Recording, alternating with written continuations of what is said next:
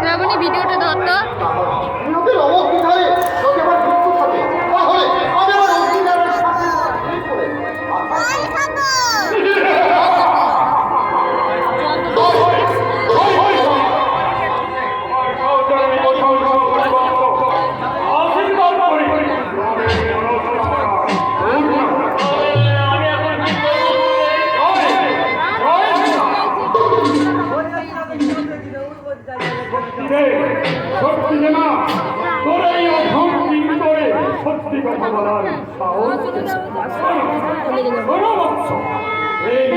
সংসারে কত দেবী সর্বত্যাগী সন্তান এই কামিনী কাঞ্চনের মধ্যে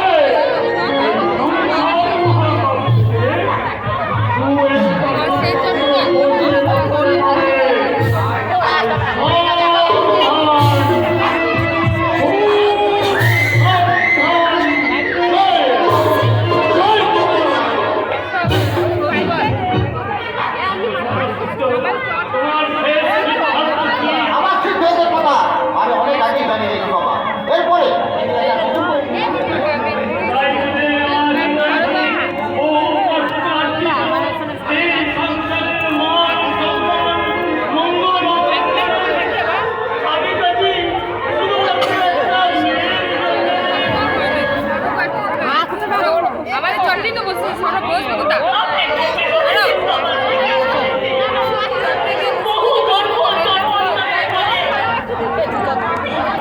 আমি এবারে বউ হয়েছি।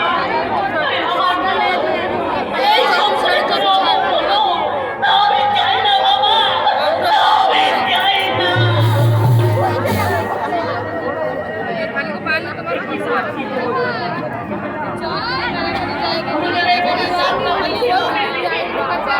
আর বাবার আদেশ মাথায় নিয়ে এই সংসারের মঙ্গল কামনায় আমায় তুমি ত্যাগ করে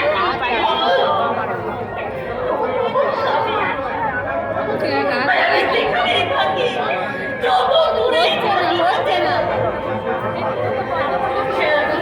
এদের আনার আর পাপের সিংহাসনে বসে থাকে তাদেরকে সাক্ষর স্পর্শ করার ক্ষমতা এদেশের সাধারণ মানুষের নেই।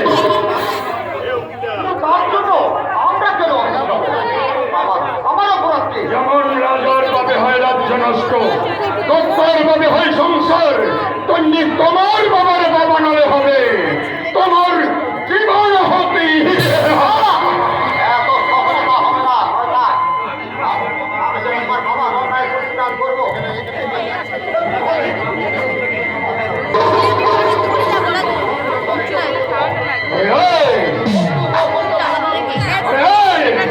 ওদের যথাস্থানে রেখে দাও বৎস, কারণ মায়ের পবিত্র খর্গ তোমাদের মতো পাপাচারীদের হাতে শোভা পায় না।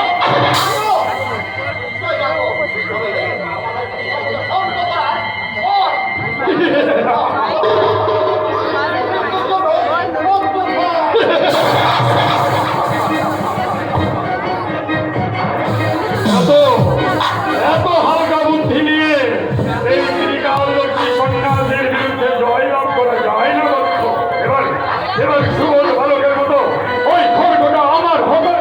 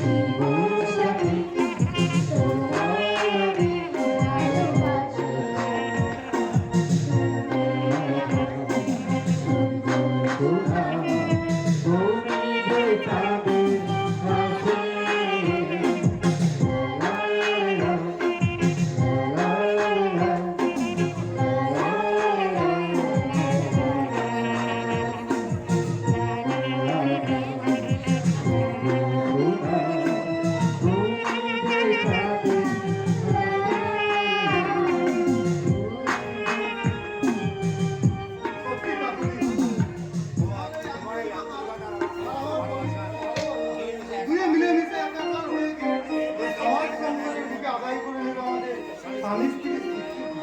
আজ হয়তো তুমি বুকে জড়িয়ে ধরতে না পেরে চাকুরি, সেদিন কিন্তু তুমি পাবে না নিষ্কৃতি, কারণ সেদিনই পাবো আমার ভালোবাসা পূর্ণতা চিরকাল। স্বাধীনতা তোমাকে স্বাধীনতা দেওয়ার জন্য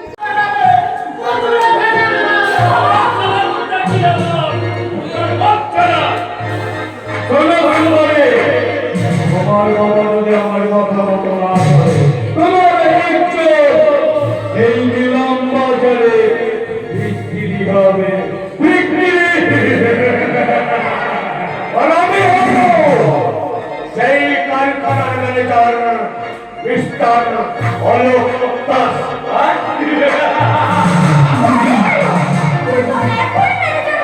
বসে আছি কাকুরে, কি বলতে চাস তুই?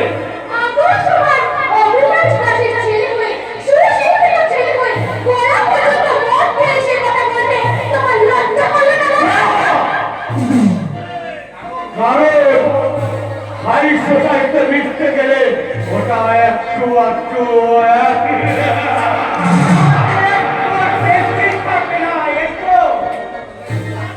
কিন্তু তোদের শয়তানির কারখানা হলেই তুই ওই কারখানার ম্যানেজার হবি। আলবাত হবে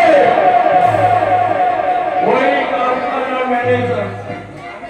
আমি আমি যখন কথা দিয়েছি তখন এই জায়গাতে কারখানা হবে। আমার সঙ্গে কারখানা হওয়া তো দূরের কথা, তোকে একটা ইট আমি তুলতে দেবো না। তোমার বাপ দেবে। তুমি তো এই যুগের মানুষ। শোনো শোনো মাই ডিয়ার, তোমার সম্মতিপত্র আমি নিজেই জমা দিয়ে এসেছি। আজ কাল তুমি রেজিস্ট্রি করে দেবে।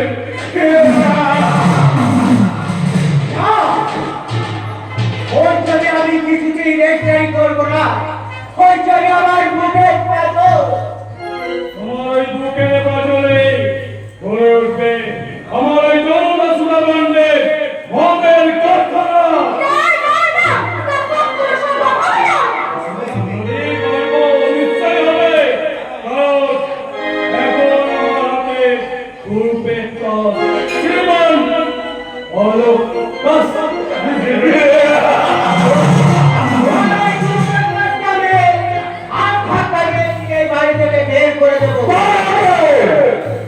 ওই জমি তোমায় লিখে দিতে হবে। বেকারত্বের জ্বালায় ভুগতে ভুগতে আজ আমি চাকরির চাকরি, তাই সেই সাত পূরণ করতে আমি করতে প্রস্তুত।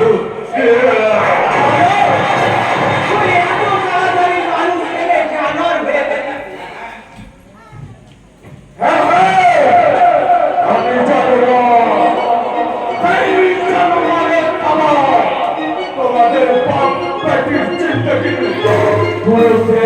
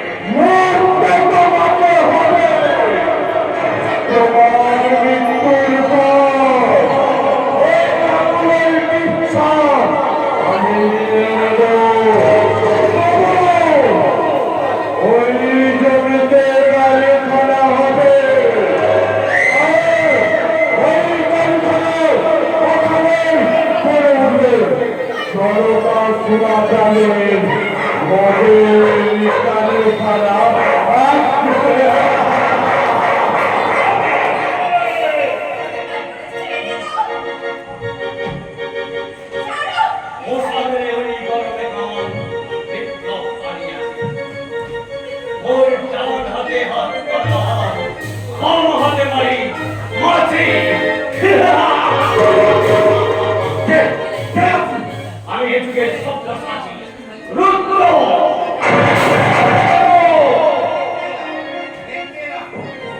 দেখতে আচ্ছা দাদা, আমি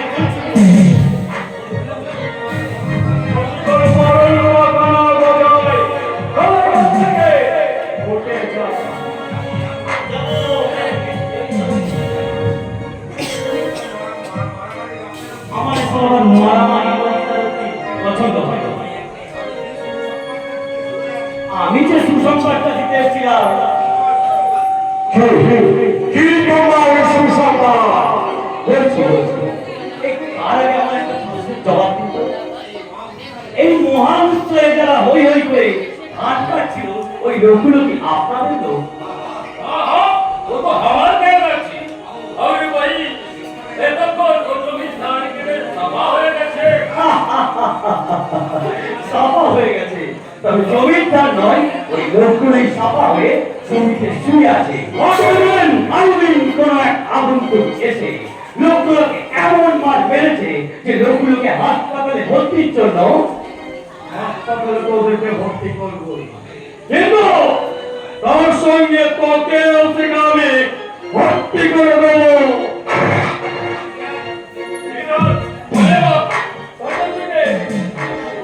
চেষ্টা করবে ओके वो तूने हमारा दीवा जखम किया तो क्या अभी छोड़ गए?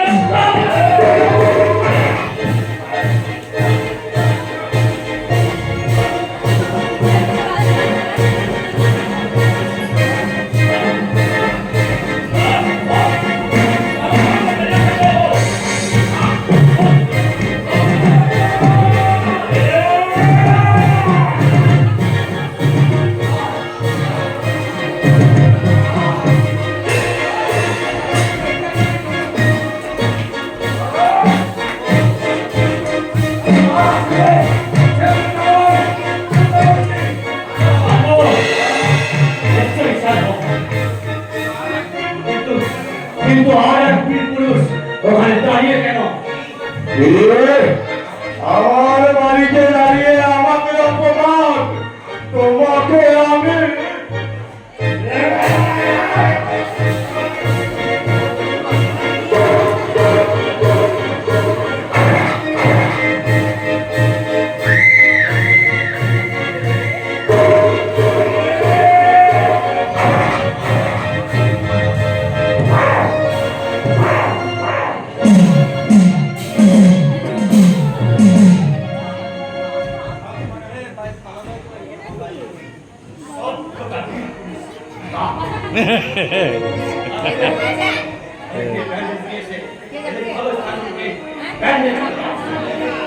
नहीं, ये गई जब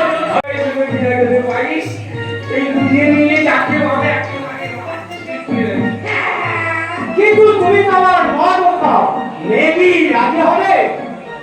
বলি তো আমাদের কি আছে? ওই আমি আজ ভাইকে কাজ করি, আই সোসাইটি মিশতে গেলে ও একটু আটু খেতে হয়। বুঝেছো ভাইয়া? আসলে আমার বেশি কিছু থাকে না, বুঝেছো? আমি তো বুঝেছি, কিন্তু মেয়ে যদি ইচ্ছে করে সেও একটু আটু খাবে, এটা আমার বলাতে কি আছে? আজকালকার সব মেয়েরা তো খাচ্ছে। ঠিক আছে, দেখি মেয়েকে যদি মত করাতে পারি। এই হলো আজকালকার এই বাবা মেয়েদের মুদ্রা। মেয়ের আবার মোটামুটি কি আছে? আজকালকার ওই গণবাজ মেয়েগুলো আবেগ ছাড়া কিছুই বোঝে না।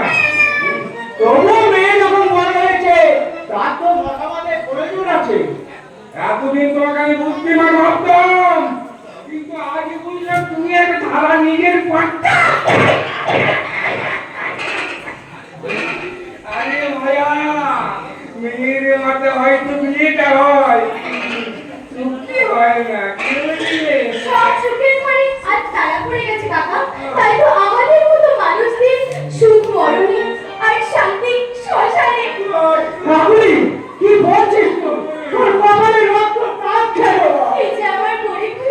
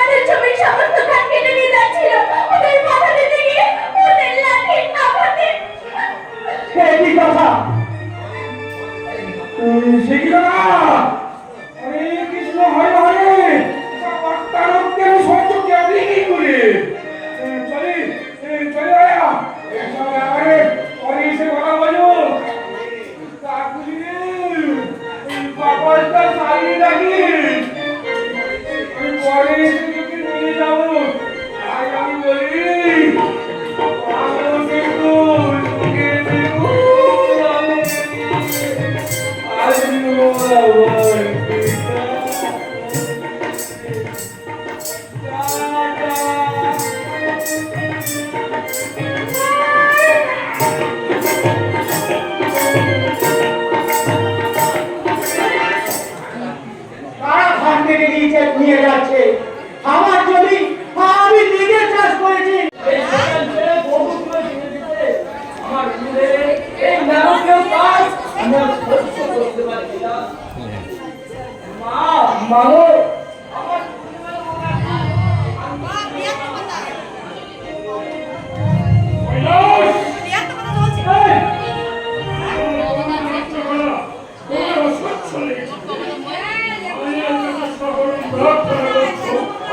একশো ষাট পাতা 160 পাতা তাই বুঝি তোমার এই মায়ের পবিত্র মন্দিরকে নরক সম্পূর্ণ হচ্ছে। তুমি কি জানো কোন সুন্দরী নারী ওই থানায় নালিশ করতে গেলে ওই জানোয়ার আগে তাকে ধর্ষণ করত তারপর তোমাকে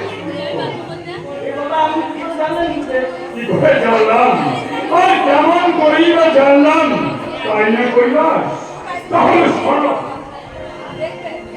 আজ থেকে 22 বছর আগে ওই সময়ের মধ্যে ছিল এই বিক্রমপুর থানা রশি কয়েকজন ধনী সাথে ও আমাকে বিনা দোষে ও থানায় আটক করল।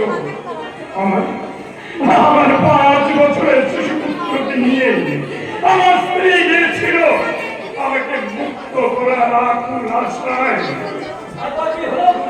পাশে আসা নিরাচার মানুষের হারিয়ে গেল ওই কয়েকজন ধনী ব্যক্তি আর ওই থানা রশি মিলে আমার চোখের সামনে আমার স্ত্রীকে ওরা ধর্ষণ করে খুন করল। তারপর আমার 5 বছরের শিশু পুত্রকে নিয়ে ওরা ফুটবল খেলল ফুটবল।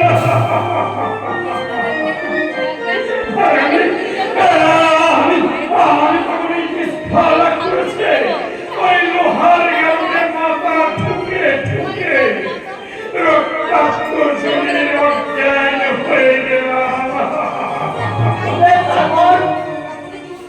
জ্ঞান ফিরতে দেখলাম স্বাধীন দেশের বিচারের বাণী কিভাবে নিভৃতে কাঁপছে। আমার মতো আম জনতার বেঁচে থাকার স্বাধীনতা ওদের কেমন টাকার বাজারে নিলাম হয়ে যাচ্ছে। আর সব থেকে বড় আমার স্ত্রী পুত্রের খুনের অপরাধে আমার শাস্তি হলো যাবজ্জীবন কারাদণ্ড।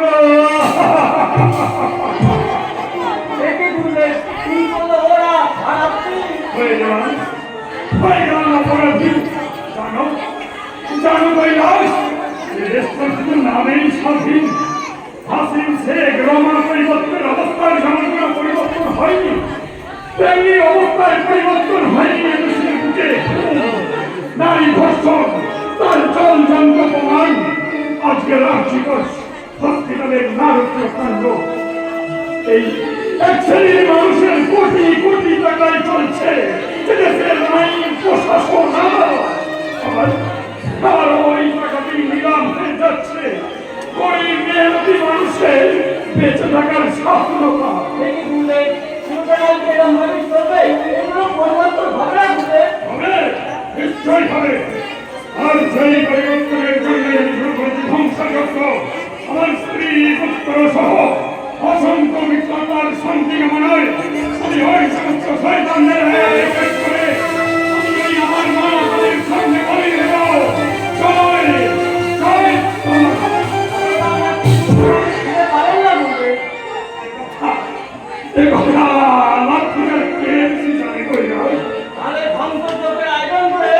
আমি চরিতার্থ করে দেব আমার প্রতিহিংস।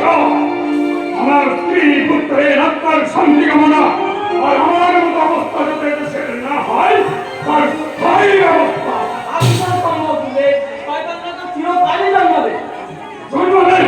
জন্মাবে যুগে যুগে জন্ম হয়েছে ওই শয়তানরা জন্মাবে তেমনি জন্মাবে আমার উপর মানব যাদের কাজ হবে সমাজ সংসার থেকে ওই শয়তানদের বিনাশ। শোনো শোনো কৈলাস, একদিন তোমার আমি পথ থেকে ঘুরিয়ে এনে জীবন দান করেছিলাম, তাই বলে আমি কোনো প্রতিদান চাই না গো, প্রতিদান চাই না। আমাকে তোমার অসহ্য লাগলে তুমি দূরে, বহু দূরে চলে যাও, যেখানে যেখানে তুমি নতুন করে তোমার জীবন শুরু করতে পারবে। না গুরুদেব,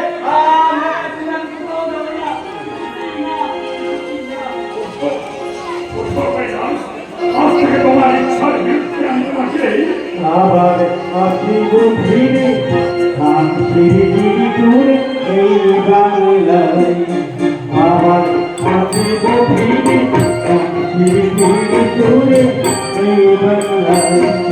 হয়তো মানুষের মানুষের দেশে, হয়তো হয়তো সম্পত্তি কালকে আবার আসিব ফিরে শান্তির দূরে এই বাংলায়, আবার আসিব ফিরে শান্তির দূরে এই বাংলায়। ওই গান গায় শোষণের নিস্তব্ধতা ভেদ করে কার কণ্ঠে শ্রেষ্ঠ ওই গান। যাও যাও কৈলাস যাও, আমাকে শীঘ্র নিয়ে এসো। যে ওই গান গায়, সেই সুর, সেই কণ্ঠ, না না না না না, ওই অনুব্রতকে পার হারিয়ে গেলে তাকে তার শত চেষ্টাতেও ফিরে পাওয়া যায় না। আমি আর ভাবতে পারছি না। তুই বললো তাইনি মা, তুই শুনে একটি বার বলে দেওয়া, ওই আমি কণ্ঠের অধিকারী কেউ ওই যুবক।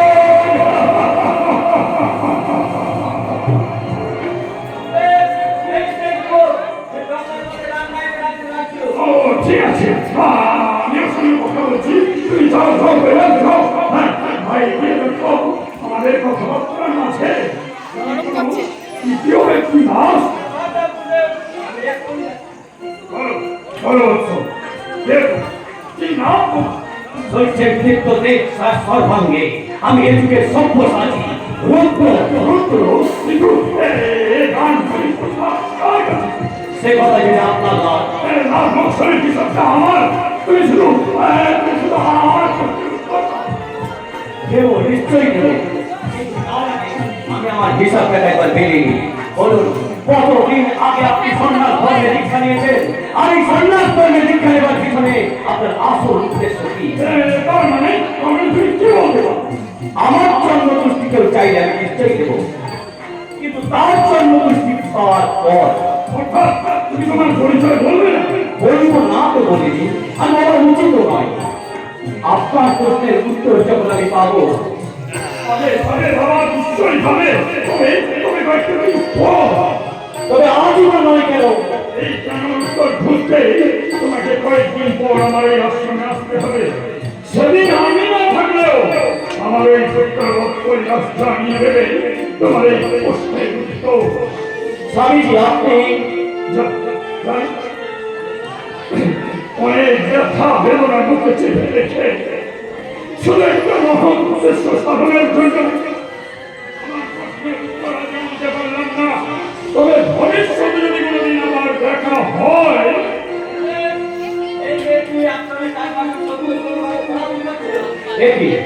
আপনি এই জঙ্গলে কেন? ওই একই প্রশ্ন তো আমিও তোমাকে করতে পারি রুদ্র, তুমি এই জঙ্গলে? ও তার মানে তোমরা যখন দুজন দুজনকে চেনো, সন্দেহ ভাজন যে কেউ নয়, এ কথা জেনেই আমি চলে যাচ্ছি। সাবধান, মায়ের পবিত্র মন্দির, এখানে কেউ যেন মিথ্যা কথা বলো না। শুধু মায়ের মন্দির কেন, মিথ্যা কথা বলা আমার স্বভাব বিরুদ্ধ। প্রয়োজনে আমি অনেক মিথ্যা কথা বলেছি, কিন্তু এখানে আমি কোনো মিথ্যা কথা বলবো না। তাহলে একটা সত্যি কথা বলো তো মা, বলুন। তুমি কি সত্যি সত্যি রুদ্রকে ভালোবাসো? আপনি আমার বাবার মতো, তাই আপনার সামনে আর এই মায়ের মন্দিরে দাঁড়িয়ে আজ আমি আমার মনের কথাটাই আপনাকে জানাচ্ছি। ভালোবাসি না আর কোনোদিন ভালোবাসতেও পারবো না। কিন্তু কেন রুদ্র, কেন? আমি কি এতই তোমার অযোগ্য? যোগ্যতা অযোগ্যতার প্রশ্ন অবান্তর। আপনার চলার পথ আমার চলার পথ এক নয়, তাই যে কোনো সম্বন্ধ কখনোই সঠিক হতে পারে না। বেশ, ওরা তোমরা নিজেরাই ঠিক করো। আমার এখানে কাল বিলম্ব করার উপায় নেই। হাতে আমার অনেক কাজ, তাই চলে যাচ্ছি। তবে যাওয়ার সময় আমার কৈবল্য লাইনি মায়ের কাছে প্রার্থনা করে বলে যাচ্ছি, উনি যেন তোমাদের শুভ বুদ্ধি দেন, তোমাদের মনস্কামনা পূর্ণ করেন। জয় জয় তারা। রুদ্র, তুমি আমার এত বড় অসম্মান করতে পারলে রুদ্র? স্বামীজির সামনে তুমি বলতে পারলে আমি তোমার ভালোবাসা তো দূরস্থ, আমি আপনার মুখ পর্যন্ত দর্শন করতে চাই না। কিন্তু কেন রুদ্র, কেন কেন? একটা অচেনা পুরুষকে এরকম বলতে আপনার লজ্জা করে না?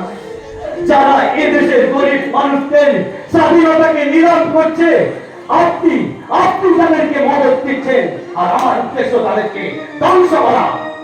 তাই আপনার চলার পথ আর আমার চলার পথ মিলেমিশে একবার হয়ে যাবে রুদ্র। রুদ্র, তুমি আমার কথা শোনো। আর কয়েকটা দিন তুমি আমাকে সময় দাও।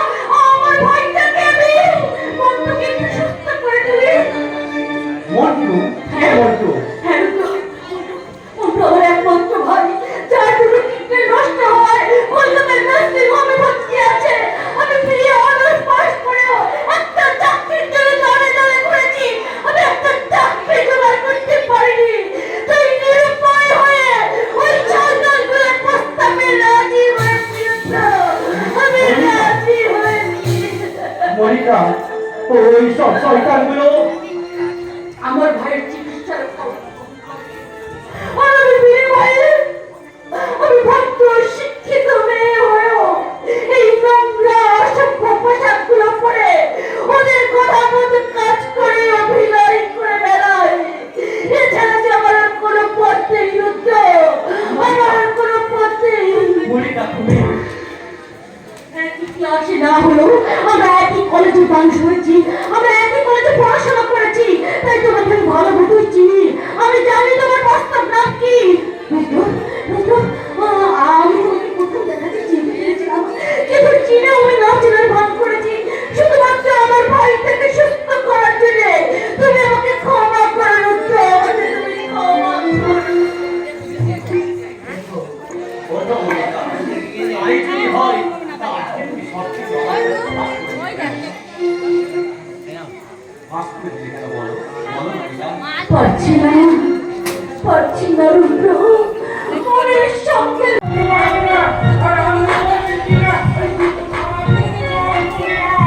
এই যে আমরা কোথায়?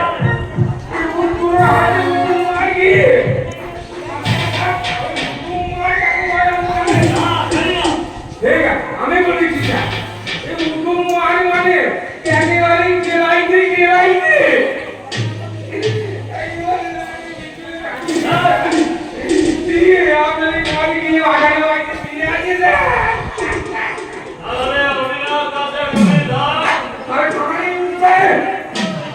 আর জমিটা দখল আছে।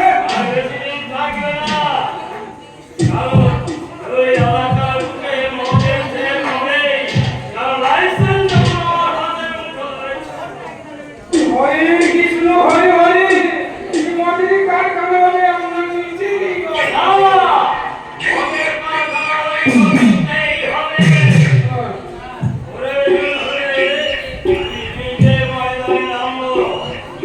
খুব বেশি বক্তা হবে না, কারণ সূত্র দিয়ে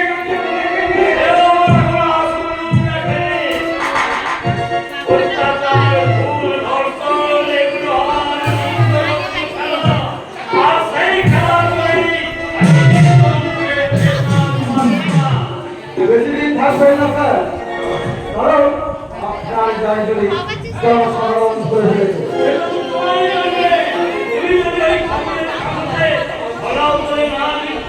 মিথ্যা তো কিছু লিখিনি স্যার, যা সত্য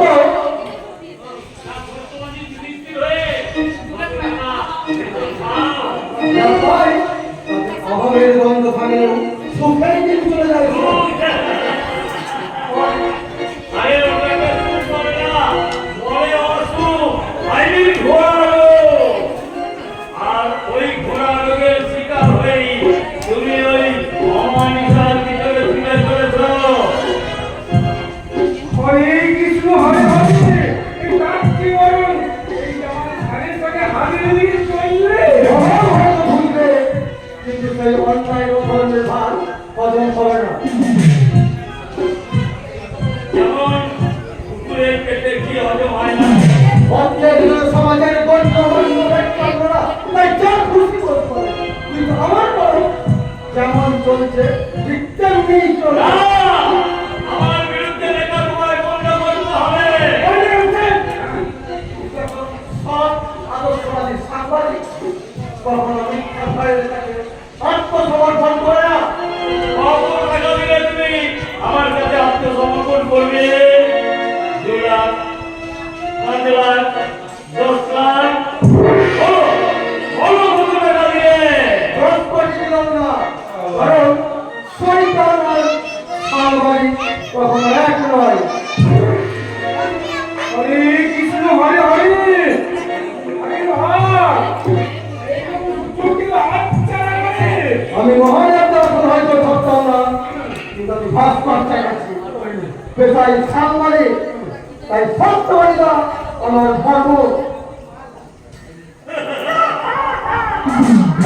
বর্ম, আরে বর্ম কোথায়? বর্ম যা দিয়ে তোমার ওই সত্যবাদিতার ধর্মকে তুমি রক্ষা করবে। সবকিছু রক্ষা করতে যখন ঈশ্বর, তখন তাকে ছাড়া আমরা কাউকেই ভয় করি না। ও তবে সোজা আঙুলে ঘুরটা উঠবে না, আঙুলটা একটু পাকাতে হবে, তাই না? টাকা পয়সার সঠিক ছাড়া তারা সবসময় নিজেরা বাঁচতে এবং অপরকে বাঁচাতে ভালোবাসে, কিন্তু তাদের মনে হয় জানা নেই যে অদূর ভবিষ্যতে তাদের ওই পাকা আঙুল কোনো কিছুর বিনিময়ে সোজা হবে না। তুমি তো বেশ ভালো ভালো কথা বলতে জানো। আরে তোমার মতো বক্তা পেলে তো আমি সামনে গিয়ে ছেলে ভোটে না। তমলুকে ভোটে না দাঁড়িয়ে তো আইন, পুলিশ, প্রশাসন, নেতা মন্ত্রী সকলই আমরা হাতের মুঠোয়। আপনার টাকাকে এরা সবাই উঠতে বসতে আপনাকে স্যালুট করে। আপনার মুখের কথায় এই বিক্রমপুরে নাই গরিব মেহনতি মানুষের বাঁচার স্বাধীনতা আপনার স্বেচ্ছাচারিতার বাজারে দিলাম। তা সেরাও না জানি তুমি আমার সামনে এরকম গোলাবাজি করতে গেল, হ্যাঁ? আরে হরে কৃষ্ণ হরে হরে, এই ক্ষমতাকে আপনি পারি করে এক টাইমের প্রয়োজন নেই। হ্যাঁ বলুন কি জন্য অনেকে বাড়িয়েছে? আরে বলবো বলবো, হ্যাঁ নিশ্চয়ই বলবো। তা এই চায়ের আগে একটু মদ। না আমি মদ খাই না। আরে এই বলবে, আরে এ কেমন ভদ্রলোক রে, মদ খায় না। কৃষ্ণ হরে হরে, আরে কবিতাকে সাংবাদিকতা করে কি তুমি? আই স্যাম আই, আপনার সামনে আসলে লজ্জা করছি। তার চেয়ে বরং আমি একটা মদ নিয়েছি, ঘরে গাড়ি ঢুকিয়েছি, বাড়ি একেবারে করতে গিয়েছি, আমি টেঙ্গুই নিয়ে কাঁদে যায়।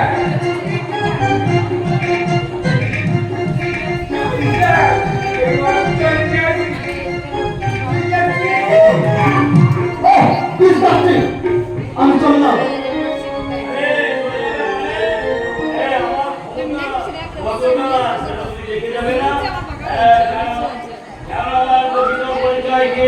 জানি শয়তান আপনার বন্ধু, ভগবান আপনার শত্রু। আপনার নাম শুনলে মায়ের কোলের ঘুমন্ত শিশু চিৎকার করে ওঠে। অত্যাচার, ধর্ষণ, খুন সেগুলি সবই আপনার হাতের ময়লা। এই কথায় আপনি একটি জীবন্ত শয়তান। কিছু জেনেও তাহলে আমার প্রস্তাবটা পরিচয় দাও, তুমি কোন সাহসে?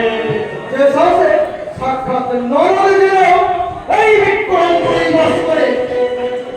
তুমি কি জানো তোমার ওই একমাত্র ছেলে জীবন থেকে বাড়ি নাও ফিরতে পারে? এখানে যারা যারা কাটেছেন, অনেক মায়ের কলিকা উনি শূন্য করেছেন, তারা যখন তোমাদের বেদনার সুর মুছে ফেলেছে, তখন তুমিও পারবে, তাই তো নয়? এই প্রস্তুত থেকো। থাকবো। কারণ আমি জানি জঙ্গলে বাস করলেও যে কোনো দিন জানালে তবে করতেই হবে। কিন্তু আপনিও মনে রাখবেন কিছুটা সত্য করে আস্তরণ করি। পাপের পুরোটা পূর্ণ হলে মানুষের এই পৃথিবীতে থাকার মেয়াদ শেষ হয়ে যায়। আর আপনার তাই হবে, কারণ যুগের ধর্মে পীড়ন করিলে সেই পীড়ন এসে পীড়া দেবে তোমাকে। অতএব সাবধান, খুব সাবধান।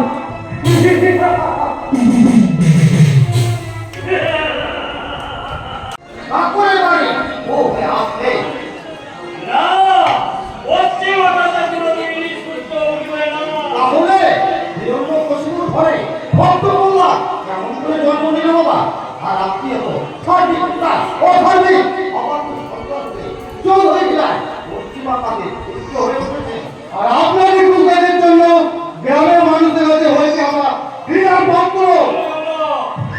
আপনার ভাবের প্রতিমূর্তি হয়ে যে পাপ আপনি করেছেন, সেই ভাবে আপনার এক ছেলে মরেছে।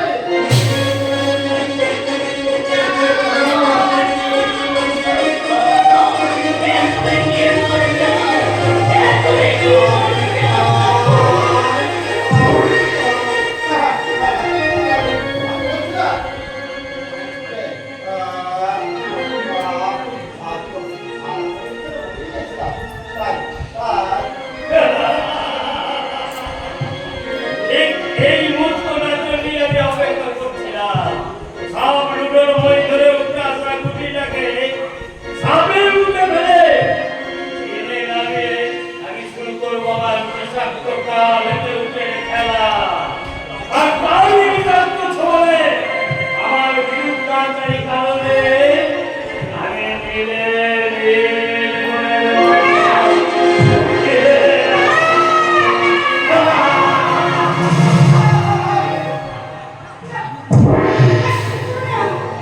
বাবা, এ কি হলো? তোমার কথায় বাবা এখন হিরণ্য হয়ে উঠলেন কেন? তুমি কি এমন করেছো?